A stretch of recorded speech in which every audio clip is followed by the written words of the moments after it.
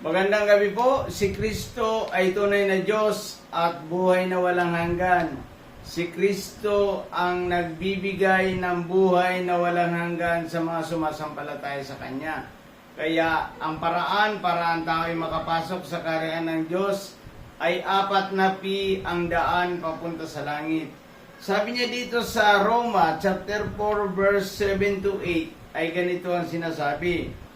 Mapalad yaong mga pagsuway ay pinatawad na at ang mga kasalanan niya ay napawi na. Verse 8. Mapalad ang tao na ang mga kasalanan ay nilimot na ng Panginoon. Ito yung mapapalad ng mga tao.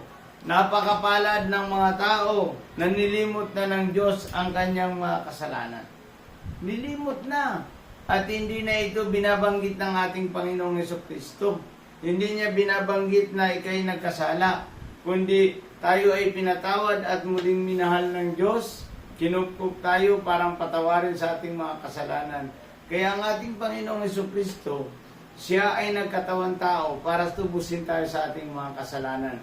Ngayon tayo ay nagsisi na sa ating mga kasalanan. Sabi dito, mapalad ang mga taong pinatawad na ang kanyang mga kasalanan at ito'y nilimot na ng Diyos. Hindi lang pinatawad, kundi nilimot na ng Panginoon ang mga kasalanan natin.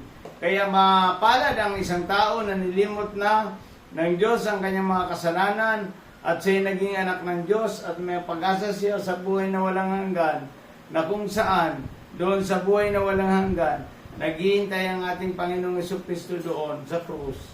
Nagbihintay ang ating Panginoong Jesucristo doon sa trono ng luklukan ng trono niya upang tayo ay salubungin niya.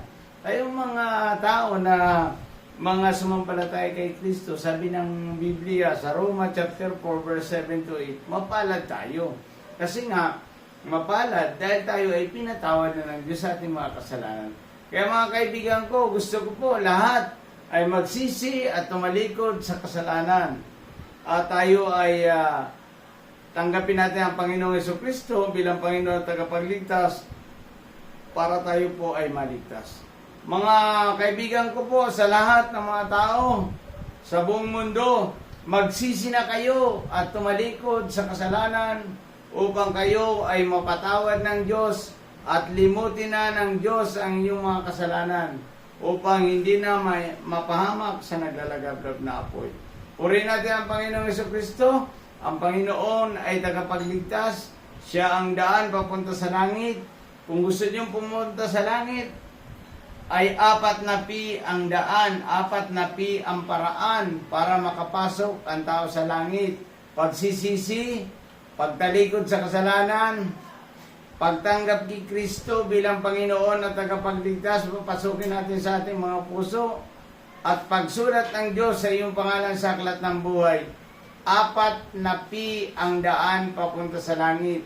Kaya mapalad kayo kapag ang mga kasalanan ninyo ay nilimot na ng Diyos at pinatawad na ng Panginoon ang inyong mga kasalanan. Purihin natin ang Panginoon. Paano yun mapapatawad? Sa pamamagitan ng pagsisisi, pagtalikod sa kasalanan, pagtanggap kay Jesucristo bilang Panginoon na tagapagligtas ng ating buhay, at pagsulat naman ng Diyos sa iyong pangalan sa aklat ng buhay.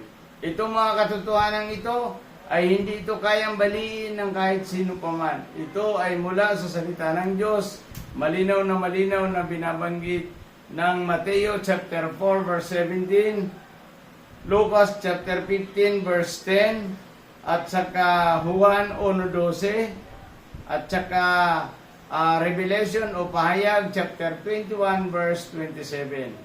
Doon sa langit, ang papasok sa langit, yung nagsisi at tumalikod sa kasalanan at tinanggap si Jesucristo bilang Panginoon at tagapagligtas, siya lamang ang papasok sa kalangitan.